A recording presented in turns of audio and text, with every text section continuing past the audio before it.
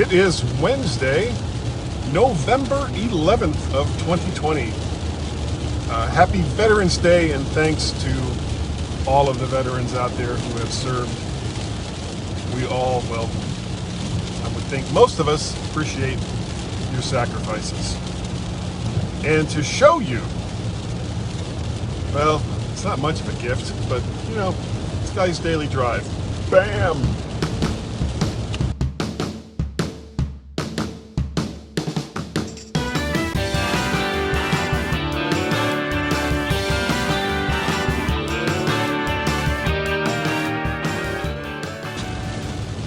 And good morning, everyone, on this, can't really call it beautiful because it's raining like crazy. Not too crazy. Not like South Florida being drenched by a freaking November hurricane crazy. But it is raining quite a bit nonetheless, and it's supposed to for most of the rest of the day. Hooray! I am currently on my way. I'm not working today, but I am going to the Kia dealership to have some things taken care of. There was I don't know if you'd call it a recall. It was a suggested service to have something called my ECU, electronic or engine control unit, I think is what it stood for.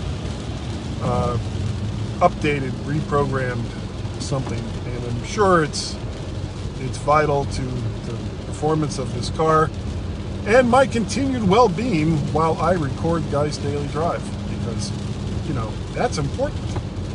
Not my well-being so much, but Guy's Daily Drive.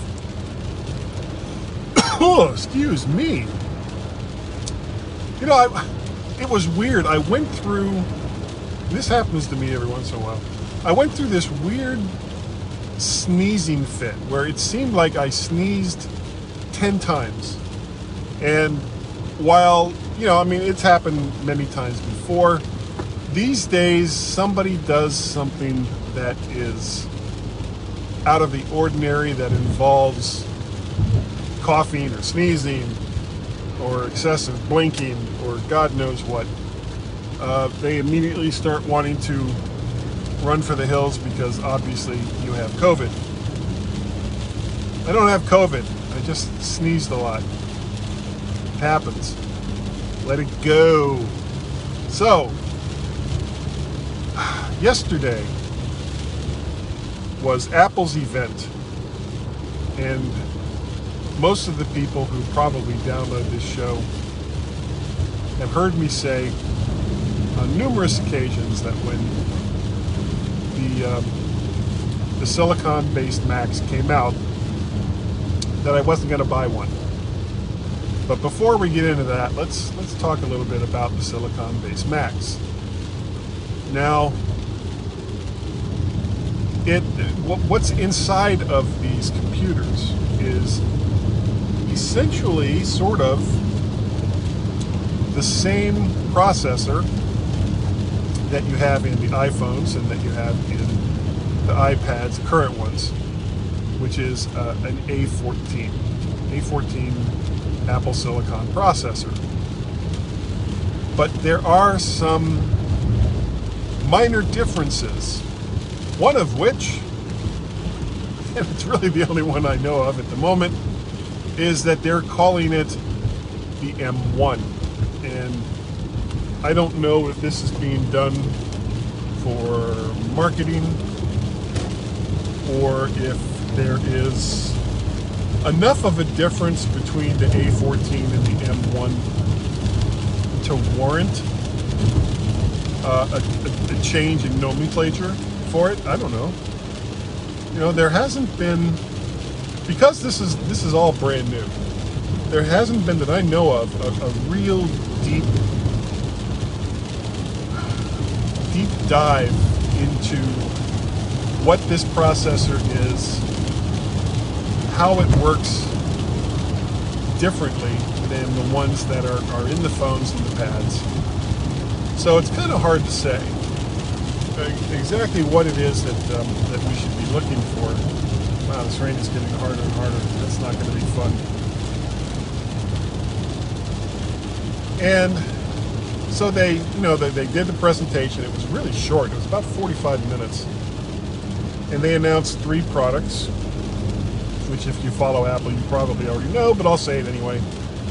It was a new MacBook Air, which starts at $899, I think it was. A 13-inch MacBook Pro that starts at $1299, and a Mac Mini, which was sort of a surprise, that starts at $699. And the whole time they're going through this presentation, I mean, the Apple reality distortion field was in full effect. And they come out with some other product. They talk about it for a while. In the meantime, I'm on Chuck Joyner's. Sorry, let me take that back. I was on Mike Potter's For Mac Eyes Only reaction podcast, which he does for all of the announcements. And that was actually the first time I'd been on that show, and it was fun. I had a really good time. I think I was kind of the replacement Gaz, because Gaz usually does that show. It's on, all of Apple's events are typically on a Tuesday. And because they're on a Tuesday, I'm usually at work when it's going on, so I'm not able to do it. Well, this time, because of circumstances, I was able to do it, and Gaz, for reasons, was not. So I was kind of the replacement Gaz. So I just kept saying, "Shut up and take my money. Shut up and take my money." So I was getting completely excited by everything that was coming out, and it all looks and sounds really good. But here's the thing: I don't really need a Mac. I don't need another Mac. I've got I think it's a 2012 or 2014 Mac Mini that I really, literally just picked up not that long ago. And I've got a 2018 MacBook Air, early 2013 15-inch MacBook Pro, which I use for my work machine currently, and a 27-inch 2018 iMac, which is just a screaming machine. It's really, really nice. So I didn't need another computer. But I looked and I looked, and damn it, they wrote me in. I bought a Mac Mini, 16 gigs of RAM. And the only reason why I got 16 gigs of RAM is not because I think I was going to need it, because nobody really knows at this point how well 8 gigs of RAM would work on a machine like this, but because if I did need it, I probably won't be able to put it in later. I didn't see anything where that said that the RAM was user replaceable. And a 512 SSD, $12.99 spread out over a year, 3% on Apple Cash, whatever you want to call that. So I'm set. I didn't need it. I bought one anyway.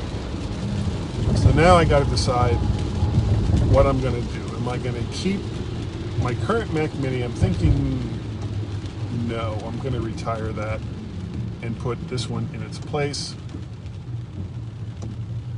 And I'll also need to get, because you can't just spend a little bit of money, I also need to get a better 27-inch monitor than the one I currently have, which is it's 1080p, but that's just not really much in the way of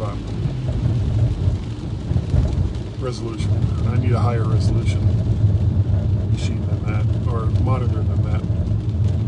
So I bought one. Damn it. Yeah. Didn't mean to. Did anyway. Gonna come sometime between the 24th and the 27th, so about 2 weeks from now. And as much as I'm kind of regretting the purchase, I'm really kind of looking forward to it at the same time. And I shouldn't, but I am, because I'm going to be... I don't like being on the bleeding edge, but there were a couple of different things that happened that kind of pushed me over the edge on this. One, all my Rogue Amoeba recording apps got updated, so I could, and I will, try it out for recording podcasts. And who knows, if this machine does as well as I think it might, maybe, just maybe, I'll retire the iMac. Don't know. We'll see. But that is going to do it for today, because I'm almost at the Kia dealership. Thank you all so very, very much for watching Guy's Daily Drive. I really, really do appreciate it. If you want to get a hold of me, email address is guy@mymac.com. The website is vertshark.com. You can also find all my audios and videos on YouTube if you do a search for vertshark.com, and like, share, subscribe. Like, share, subscribe. I'm running out of time.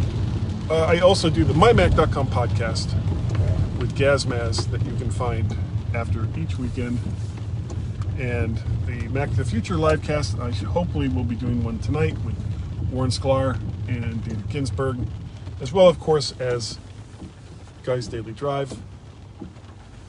What else? Twitter addresses are MacParrot and VertShark. Gotta go. Thanks, everyone.